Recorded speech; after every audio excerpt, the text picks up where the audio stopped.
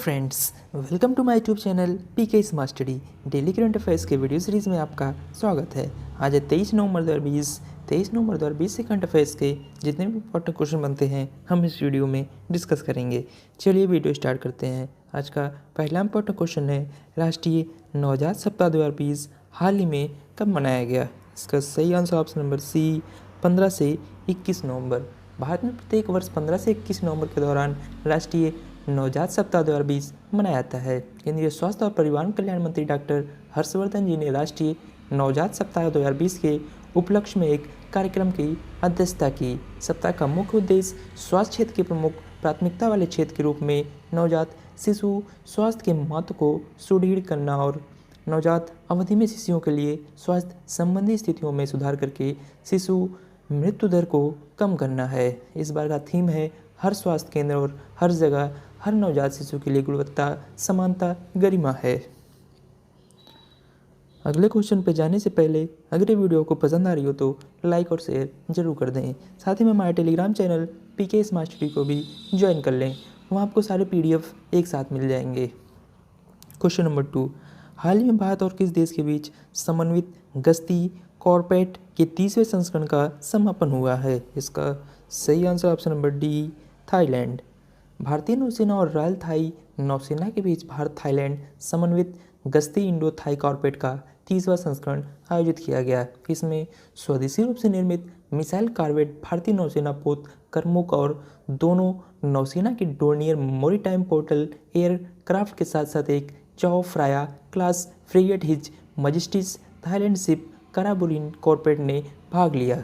चलिए आपको थाईलैंड के बारे में बात हैं। थाईलैंड की कैपिटल है बैंकॉक। प्राइम मिनिस्टर है प्राइट चान ओचा, जो कि आपको इमेज में दिखाई दे रहे हैं। करेंसी है बाहत। नेशनल डे 10 दिसंबर। हाइस्ट माउंटेन है Doi Inthanon. National sport है Muay Thai. Animal elephant. Bird है सीमाइस। फायरबैक। फ्लावर है ऑर्किड। चलिए आपको मैप में दिखाते हैं। ये मैप में थाईलैंड। चलते हैं क्वेश्चन नंबर 3 की तरफ। हाल ही में किसने 33वें स्टॉफ टीबी पार्टनरशिप बोर्ड की बैठक को संबोधित किया? इसका सही आंसर ऑप्शन नंबर सी, केंद्रीय स्वास्थ्य मंत्री डॉक्टर हर्षवर्धन जी ने। केंद्रीय स्वास्थ्य मंत्री डॉक्टर हर्षवर्धन जी ने वीडियो कॉन्फ्रेंस के माध्यम से नई दिल्ली में 33वीं स्टॉफ टीबी पार्टनरशिप बोर्ड की बैठक को संबोधित किया। इस बैठक के दौरान मंत्री ने रणनीतिक रूप से समर्थन, विचार, नेतृत्व, विघटनकारी सामाजिक उद्यमिता, शक्तिशाली सामाजिक और राजनीतिक प्रतिबद्धता के साथ टीबी के उन्मूलन के लिए एक जन आंदोलन बनाने की आवश्यकता पर जोर दिया। बात करें और ध्यान दिया कि भारत 2030 के वैश्विक लक्ष्य से पहले साल 2025 तक टीबी से संबंधित सतत विकास लक्ष्य को प्राप्त करने के लिए टीबी हारेगा देश जीतेगा अभियान चला रहा है। चलिए चलते हैं क्वेश्चन नंबर 4 की तरफ। भारत के परम सिद्धि को विश्व के सबसे शक्तिशाली सुपर कंप्यूटरों में कौन सा स्थान मिला है? इसका सही आंसर ऑप्शन नंबर ए, 63वां स्थान।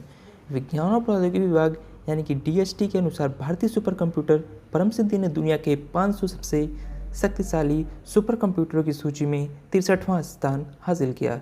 परम सिद्धि CDAC ने नेशनल सुपर कंप्यूटिंग मिशन के तहत स्थापित high performing computing artificial intelligence यानी कि HPC AI सुपर कंप्यूटर है। दुनिया के शीर्ष 500 नॉन डिस्ट्रीब्यूटेड कंप्यूटर सिस्टम को रैंक करने वाली शीर्ष 500 परियोजनाओं को वर्ष में 2 बार प्रकाशित किया जाता है। चलिए चलते हैं क्वेश्चन नंबर 5 की तरफ। हाल ही में भारत और किस देश के बीच पहली वर्चुअल समिट का आयोजन हुआ है? इसका सही answer option number D, Luxembourg.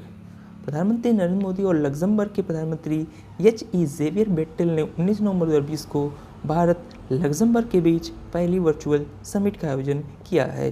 दोनों देशों के बीच लगभग 7 दशकों से भी अधिक समय से मैत्रीपूर्ण संबंध हैं। दोनों ने 1948 में राजनीतिक संबंधों की शुरुआत की थी। इस शिखर सम्मेलन के दौरान दोनों पक्षों ने व्यापार, वित्त, इस्पात, अंतरिक्ष, ICT, नवाचार, विनिर्माण, मोटर वाहन, सतत विकास जैसे क्षेत्रों में अक्षय ऊर्जा और जलवायु परिवर्तन के खिलाफ लड़ाई में सहयोग बढ़ाने पर सहमति जताई है। चलते क्वेश्चन नंबर 6 की तरफ। Vatayan life time achievement award से किसे सम्मानित किया जाएगा? इसका सही आंसर है option number D union education minister Ramesh Pokhriyal Nishank जी।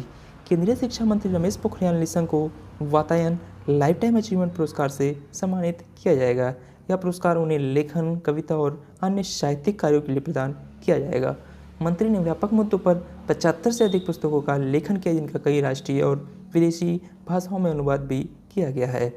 लंदन में वातायन यूके संगठन द्वारा दिए जाने वाला वातायन अंतर्राष्ट्रीय पुरस्कार कवियों, लेखकों और कलाकारों को उनके संबंधित क्षेत्रों में उनके अनुकरणीय कार्यों के सम्मानित करने के लिए दिया जाता है। चलते हैं क्वेश्चन नंबर 7 की तरफ। हाल ही में किसने पंचकुला में जीएसटी भवन का उद्घाटन किया है? इसका सही answer option number D Ajit Kumar ji. केंद्रीय अप्रत्यक्ष कर और सीमा शुल्क बोर्ड के अध्यक्ष एम अजीत कुमार ने बोर्ड के अन्य सदस्यों के साथ मिलकर हरियाणा के पंचकुला में जीएसटी भवन का उद्घाटन किया। यह पंचकुला में केंद्र के जीएसटी के कार्यालयों का भवन होगा। इसे लगभग 31 करोड़ रुपए की लागत से बनाया गया है। यह कोविड के समय में पूरी हुई सीबीआईसी की पहली बड़ी बुनियादी ढांचा परियोजना है। यह इमारत पूरी तरह से वातानुकूलित 3 मंजिला इमारत है, जो लगभग 1.4 एकड़ भूमि पर बनी हुई, जिसमें 7600 वर्ग मीटर क्षेत्र और लगभग 200 व्यक्तियों के बैठने की क्षमता है। चलिए चलते हैं क्वेश्चन नंबर 8 की तरफ। हाल ही में विश्व टेलीविज़न दिवस कब मनाया गया? इसका सही आंसर ऑप्शन नंबर सी 21 नवंबर को। हर साल 21 नवंबर को दुनिया भर में विश्व टेलीविज़न दिवस के रूप में मनाया जाता है। यह दिन प्रसारण मीडिया की भूमिका को चिन्हित करने के लिए मनाया जाता है। इस दिन पत्रकार, लेखक, ब्लॉगर और अन्य जो माध्यम से जुड़े हैं, संचार और वैश्वीकरण में टेलीविज़न की भूमिका को बढ़ावा प्रोत्साहित करते हैं। 21 नवंबर को संयुक्त राष्ट्र महासभा द्वारा 1996 में मनाए जाने की घोषणा की गई, क्योंकि 21 नवंबर को 1996 में पहला विश्व टेलीविज़न फोरम आयोजित किया गया था। चलिए चलते हैं क्वेश्चन नंबर 9 की तरफ। हाल ही में यूएसएआईडी और किसने प्रोजेक्ट किराना लॉन्च करने के लिए हाथ मिलाया है? इसका सही आंसर ऑप्शन नंबर ए मास्टर कार्ड ने। मास्टर कार्ड और United state agency for international development यानी कि यूएसएआईडी ने महिला वैश्विक विकास और समृद्धि पहल के तहत महिला उद्यमियों को विकसित करने और उभरने में मदद करने के लिए भारत में प्रोजेक्ट किराना की शुरुआत करने के लिए सहयोग किया है। इसके बारे में बात करें तो प्रोजेक्ट किराना 1-2 साल का कार्यक्रम है, जिसे शुरुआत में लखनऊ, कानपुर और वाराणसी सहित उत्तर प्रदेश के चुनिंदा शहरों में शुरू किया जाएगा। इस कार्यक्रम को DAIE डिजिटल फ्रंटियर्स और ACCES डेवलपमेंट सर्विसेज द्वारा कार्यान्वित किया जाएगा। बात करें मास्टर कार्ड का हेडक्वार्टर न्यूयॉर्क संयुक्त राज्य अमेरिका में है। मास्टर कार्ड के अध्यक्ष हैं माइकल मेबैक। बात करें, चलिए चलते हैं क्वेश्चन नंबर 10 की तरफ। हाल ही में किस शहर के उत्तर पुलिस स्टेशन को ISO सर्टिफिकेशन मिला है? इसका सही आंसर ऑप्शन नंबर ए कोहिमा। कोहिमा के उत्तर पुलिस स्टेशन को गुणवत्ता प्रबंधन प्रणाली के लिए ISO 9001/2015 सर्टिफिकेशन प्रदान किया गया। यह राज्य की पहली सरकारी एजेंसी है जिसे इस तरह की मान्यता दी गई है। ISO प्रमाण पत्र यह सुनिश्चित करने में मदद करता है कि पुलिसकर्मी नियमित रूप से इसके काम का मूल्यांकन करते हैं और आवश्यकता पड़ने पर उपचारात्मक उपायों को लागू करते हैं। कोहिमा के उत्तरी पुलिस स्टेशन को 1993 में ब्रिटिश शासन द्वारा नागा हिल्स जिले के तहत पहला पुलिस स्टेशन के रूप में स्थापित किया गया था। पुलिस स्टेशन राज्य की राजधानी के केंद्र में स्थित है और इसका नेतृत्व एक निरीक्षक रैंक के अधिकारी प्रभारी और 88 अन्य रैंक के अधिकारी करते हैं। चलिए चलते हैं क्वेश्चन नंबर 11 की तरफ। हाल ही में भारत सरकार और किस बैंक ने NCR में सार्वजनिक परिवहन प्रणाली के लिए 500 मिलियन USD के ऋण समझौते पर हस्ताक्षर किए हैं? इसका सही आंसर है option number C NDB। Bharat सरकार और न्यू डेवलपमेंट बैंक यानी कि NDB ने Delhi Ghaziabad Meerut regional rapid transit system project के लिए 500 मिलियन अमेरिकी डॉलर का ऋण समझौता किया है। यह रीजनल रैपिड ट्रांजिट सिस्टम राष्ट्रीय राजधानी क्षेत्र NCR में तेज़, बेहतर, सुरक्षित और आरामदायक सार्वजनिक परिवहन प्रणाली प्रदान करेगा। बात करें, NDB का हेडक्वार्टर है संघाई, चीन में। न्यू डेवलपमेंट बैंक के अध्यक्ष हैं मार्कोस ट्राइजो। चलिए चलते हैं क्वेश्चन नंबर 12 की तरफ। हाल ही में भूटानी PM और किसने संयुक्त रूप से रुपे कार्ड के दूसरे चरण का शुभारंभ किया है? इसका सही answer option number B Bharat के वर्तमान प्राइम मिनिस्टर श्री नरेंद्र मोदी जी। प्रधानमंत्री नरेंद्र मोदी और भूटान के प्रधानमंत्री लोटे शेरिंग ने भारत के रुपे नेटवर्क को एक्सेस करने में भूटानी कार्डधारकों को सक्षम बनाने देने के लिए वर्चुअली रुपे कार्ड के चरण 2 का शुभारंभ किया। पीएम मोदी और उनके भूटानी समकक्ष ने अगस्त 2019 में संयुक्त रूप से परियोजना के चरण 1 की शुरुआत की थी। भूटान में रुपे कार्ड के पहले चरण का कार्यान्वयन पूरे भूटान में एटीएम और पॉइंट ऑफ सेल के तक भारतीय आगंतुकों की पहुंच को सुगम बनाया है। अब इसका दूसरा चरण भूटानी कार्डधारकों को भारत में रुपे नेटवर्क का उपयोग करने में समर्थ बनाएगा। ये आपको इमेज में दिखाई दे रहे हैं। पीएम भारत के वर्तमान प्रधानमंत्री श्री नरेंद्र मोदी जी। चलते हैं आपको भूटान के बारे में बातें हैं। भूटान की कैपिटल है थिम्पू, किंग ऑफ भूटान है वांगचुक, जो कि आपको इमेज में दिखाई दे रहे हैं। प्राइम मिनिस्टर हैं लोटे शेरिंग, करेंसी है नगलट्रम, नेशनल डे 17 दिसंबर, नेशनल गेम है आर्चरी, एनिमल है टैकिन, बर्ड है रावेन, फ्लावर है ब्लू पॉपी, पार्लियामेंट नेम है सोगारू। चलिए आपको मैप में दिखाते हैं, ये मैप में भूटान। चलते हैं आज के लास्ट क्वेश्चन की तरफ। क्वेश्चन नंबर 13, बीसीसीआई का आधिकारिक किट स्पॉन्सर हाल ही में कौन बना है? इसका सही answer option number D, MPL.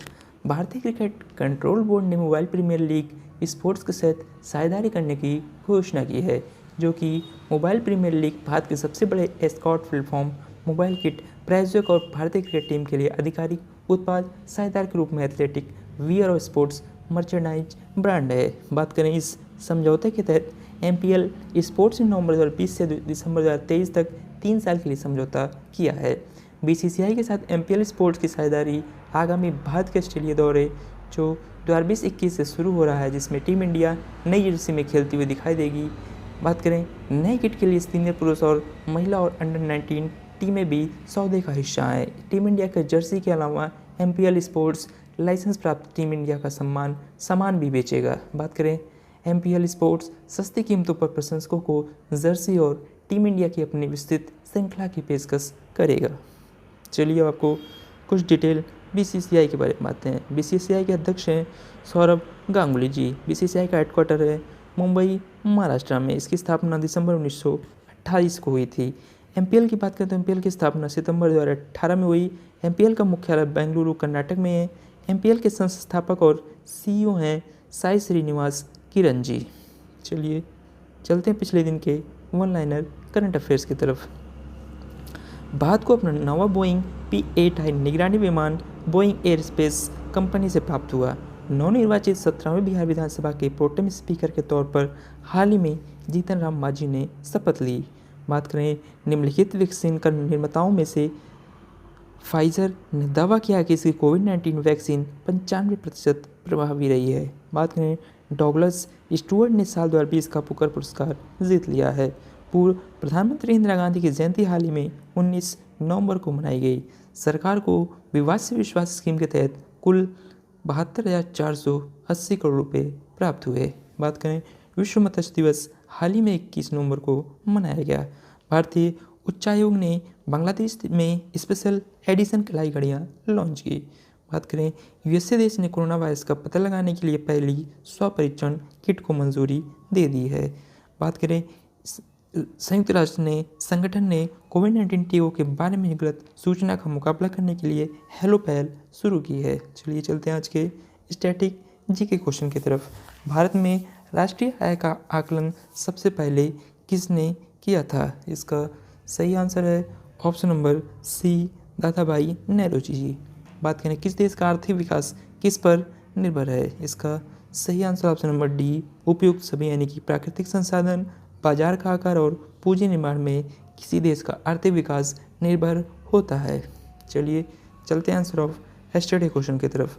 England की क्रिकेट टीम साल 2000 के बाद 16 साल के बाद पहली बार 2021 में किस देश के दौरे पर जाने वाली है? इसका सही आंसर था option number A, Pakistan. Question number 2 है किस फिल्म अभिनेत्री को हाल ही में भारत रत्न डॉक्टर अंबेडकर अवार्ड 2020 से सम्मानित किया गया? इसका सही आंसर था option number B, Richa Chadha ji. चलते हैं क्वेश्चन ऑफ द डे की तरफ।